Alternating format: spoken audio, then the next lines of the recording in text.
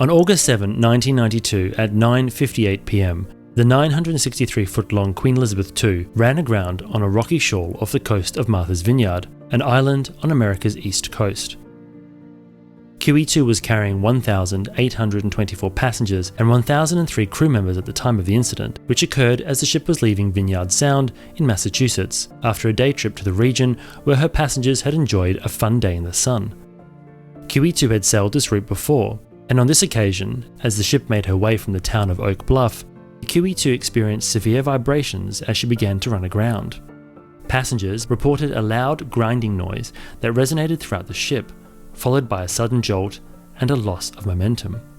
I'm Chris Frame, the maritime historian, and this story shows that even a vessel of QE2's significance is not immune to a serious and potentially devastating incident.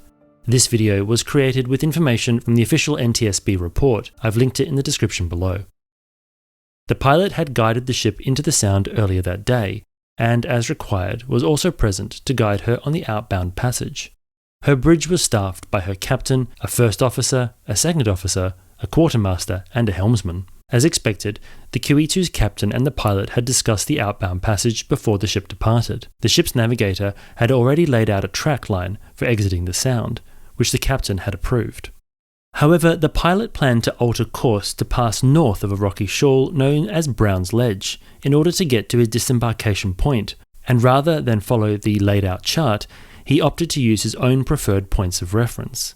This crucial decision was not communicated to the captain or the other watch officers on the bridge. When the captain discovered the unannounced change in course, he requested QE2 return to her originally planned track, which the pilot agreed. The sequence of events ultimately led QE2 directly towards a rocky shoal where the charted water depth was only 39 feet or about 12 meters. The QE2's draft, or depth below the water, was just over 32 feet or 9.8 meters. So at first glance, it may appear as if the ship would pass safely over the shoal. But in reality, she was in significant danger. So this begs the question, why would the 69,000 gross ton QE2 with a draft of 32 feet be in such danger? The answer lies in a nautical phenomenon called squat. You see, as the QE2 made way, the speed was increased, first to 17.5 knots and then again to 25 knots. This was but a fraction of QE2's 32 knot maximum speed, yet 25 knots is considered a very fast speed, comparable to the maximum of a modern day cruise ship. This is where squat comes into play. Squat is a hydrodynamic effect that occurs when a vessel moves through shallow water. In such instances, the ship sinks deeper into the water, effectively increasing its draft and decreasing its under-keel clearance. The phenomenon is especially noticeable in shallow or confined water and is exacerbated by speed. The pilot and the captain both stated that they knew about squat. However, the investigation found that the QE2 was travelling too fast for the waterway being traversed.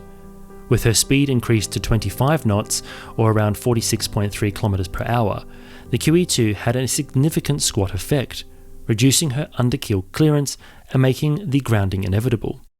This was exacerbated by the fact that the NTSB report found that there was no information on board QE2 about how the speed and water depth would affect its under-keel clearance.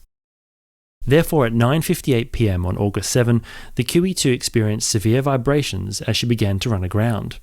The jolt was immediately felt across the entire ship. Passengers, many of whom were enjoying a late-night dinner in one of the ship's 5 formal dining rooms, reported a loud grinding noise that resonated throughout the ship, followed by a sudden jolt and a loss of momentum. The incident sparked immediate alarm on the bridge, but the captain's immediate actions were swift and decisive. He ordered the engines stopped, and an assessment of the ship's condition was immediately initiated. A short time later, following the initial assessment, he made a calm and reassuring announcement over the public address system. He informed those on board that the ship had run aground, but that there was no immediate danger. He reassured them that the vessel was stable and that the crew was in full control of the situation. Simultaneously, the crew began a detailed damage assessment of the submerged parts of the hull using an underwater camera system. They quickly confirmed that the ship's hull had been damaged on the port side, with her stabilizers rendered unusable and her bilge keels torn and bent back. Additionally, there was damage to her port propeller and propeller shaft. The US Coast Guard was notified and dispatched a team to assist. They established a 1,000 yard or 914 metre safety zone around the grounded vessel. There was initial concern that QE2 might have been leaking fuel oil into the ocean, so crews from local fire departments and nearby towns came out in small boats to offer help. Fortunately, no one was hurt or killed in the incident, and the situation never reached the point of a formal evacuation. Though QE2 did require significant repairs, and as such Cunard opted to disembark passengers from QE2 to tender vessels. These tenders transported the passengers to Newport, Rhode Island, where they were taken to Boston for flights home. This was a controlled disembarkation procedure and not an emergency evacuation. But in total, the damage to QE2 was significant. It required $13.2 million in temporary and permanent repairs, with a further $50 million estimated in lost revenue while the ship was out of service, though Cunard never officially confirmed that figure. Temporary repairs were undertaken, however, the QE2 required permanent repairs with the same standard of high-grade steel as what was used in her hull construction, so she would later sail to Hamburg, where permanent repairs were made at the Blum und Voss shipyard. So what actually caused this grounding to occur? Well, the NTSB report determined that the probable cause of the grounding was a breakdown in communication and coordination between the ship's master, the pilot, and the bridge crew. The pilot made the decision to alter the navigation plan to pass north of a rocky shoal without notifying the master or the rest of the crew, which was contrary to standard bridge resource management practices. This decision, combined with the vessel's high speed, led QE2 into a section of the channel where the water was too shallow.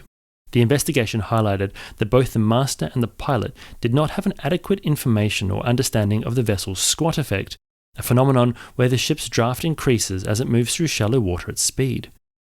This lack of knowledge about how QE2 behaved under these specific circumstances was a significant contributing factor to the incident. This video was brought to you by me and my new book, The Evolution of the Passenger Ship. In The Evolution of the Passenger Ship, we bring years of research together to create a book that takes you on a journey from the dawn of passenger shipping right the way through to the modern cruise behemoths that we see today. And if you purchase a copy, you support us, which helps us keep the channel going. Thanks so much, and now back to the video.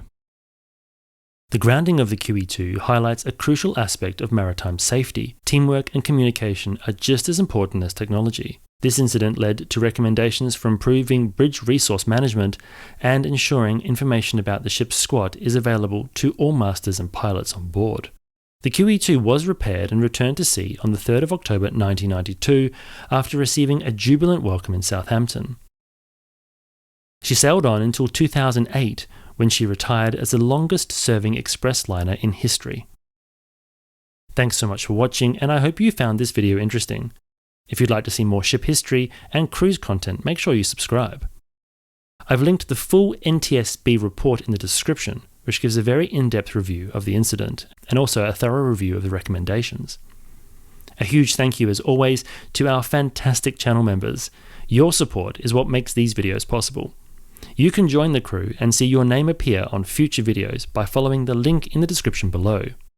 For even more interesting maritime history content, don't forget to check out my Substack, full of exclusive maritime history articles. And until next time, I hope to see you on board.